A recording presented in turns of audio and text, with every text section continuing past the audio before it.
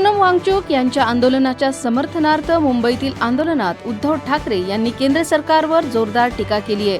रोजगार, शिक्षण आणि तरुणांचं भविष्य सरकारनं हिरावल्याचा आरोप करत हे सरकार बदलण्याचं आवाहन त्यांनी यावेळी केलं. वांगचुक यांनी देशासाठी मोठं योगदान दिलं असून त्यांच्याशी सरकारने संवाद साधावा अशी मागणी देखील त्यांनी केली.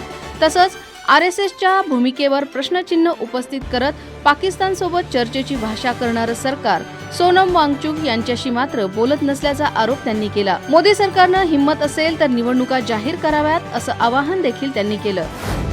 ओबीसी नेते लक्ष्मण हाके यांनी ओबीसी जनता पार्टी या नव्या राजकीय पक्षाची घोषणा केली आहे. ओबीसी समाजाचे प्रतिनिधित्व करण्यासाठी आगामी निवडणुका लढवणार असल्याचे त्यांनी सांगितले. यावेळी भाजपवर टीका करत पक्षाचा DNA आता ओबीसीचा नसून कारखानदाराचा झाल्याचा आरोप त्यांनी केला. शिवसेना व राष्ट्रवादीतील फोडाफोडीवरही त्यांनी प्रश्नचिन्ह उपस्थित केले. मुख्यमंत्री देवेंद्र फडणवीस यांनी सर्वसामान्यांच्या प्रश्नावर लक्ष केंद्रित करून फोडाफोडीचे राजकारण थांबावं अशी मागणी त्यांनी केली. राष्ट्रवादीनेही ओबीसींसाठी ठोस काम केलं नसल्याचाही आरोप हाके यांनी यावेळी केला. राज्यात मान्सून पुन्हा सक्रिय झाला असून आज पावसाचा जोर काहीसा कमी राहण्याचा अंदाज हवामान विभागाने वर्तवलाय. मात्र पुणे आणि सातारा जिल्ह्याच्या घाटमाथ्यावर मुसळधार पावसाची शक्यता असल्यानं या ठिकाणी येलो अलर्ट जारी करण्यात आलाय. कोकण, मध्य महाराष्ट्र आणि विदर्भात हलक्या ते जोरदार सरी पडण्याची शक्यता आहे.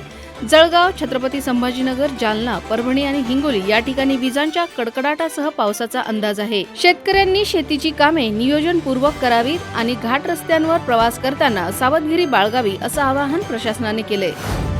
वर्ध्यातील समृद्धी महामार्गावर विरुळ इंटरचेंजजवळ ट्रकने कारला पाठीमागून जोरदार धडक दिल्यानं भीषण अपघात झालाय. या अपघातात 6 जणांचा जागीच मृत्यू झाला. पुण्यावरून मुलीचे प्रवेश घेऊन नागपूरकडे निघालेल्या कुटुंबातील कार चालकासह 3घांचा तर ट्रक चालक आणि क्लीनरचाही मृत्यू झालाय. यापूर्वी इथेनॉलचा ट्रक पलटल्यानं वाहतूक वळवण्यात आली होती.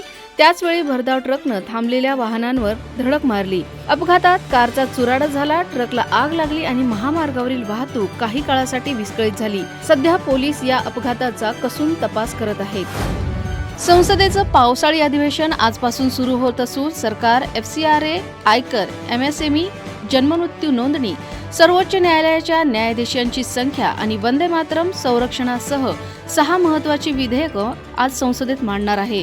बदललेल्या राजकीय समीकरणामुळे NDAचं संख्याबळ वाढल्यानं सरकार आक्रमक भूमिका घेण्याच्या तयारीत आहे. तर दुसरीकडे विरोधक राम मंदिर दान चोरी प्रकरण, नीट पेपरफुटी प्रकरण, सोनम वांगचुक यांचं आंदोलन आणि इंधन धोरण यासारख्या मुद्द्यांवर सरकारला घेरण्याची रणनीती आखत आहे. त्यामुळे अधिवेशनात जोरदार गदारोळ होण्याची शक्यता आहे.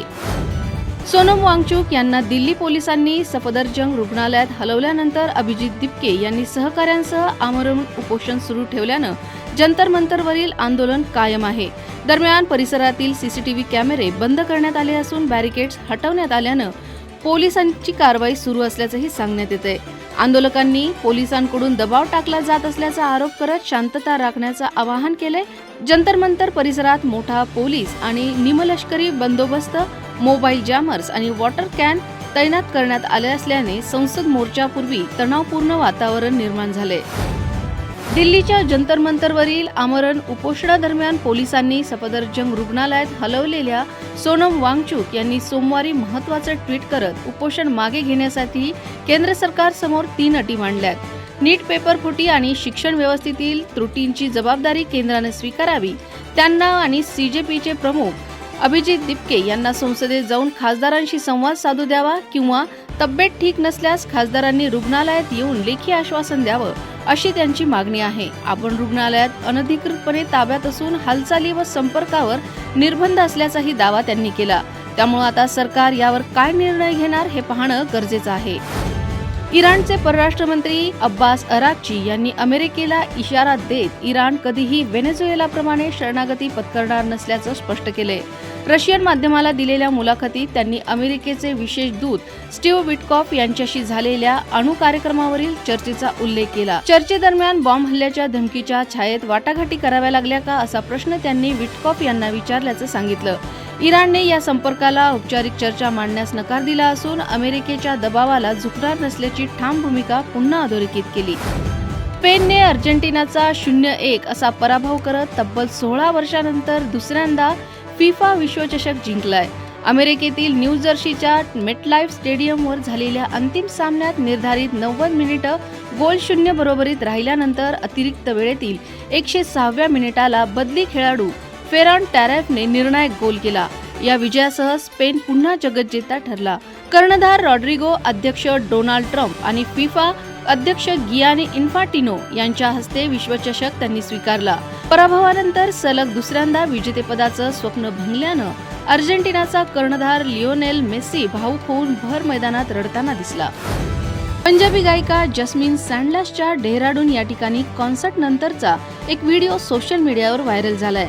व्हिडिओमध्ये त्या चाहत्यांकडून फुले स्वीकारण्यासाठी स्टेजजवळ आल्यानंतर गर्दीने त्यांना वेढल्याचं दिसतंय. सोशल मीडियावरील काही पोस्टमध्ये गर्दीतील काही व्यक्ती त्यांच्याशी अयोग्य वर्तन केल्याचा दावा करण्यात आलाय. या दाव्याची स्वतंत्र अधिकृत पुष्टी झालेली नाही. व्हिडिओनंतर चाहत्यांनी संताप व्यक्त करत कलाकारांच्या सुरक्षेबाबत प्रश्नचिन्ह उपस्थित केले असून कार्यक्रमांमध्ये कडक सुरक्षा व्यवस्था करण्याची मागणी देखील केली आहे.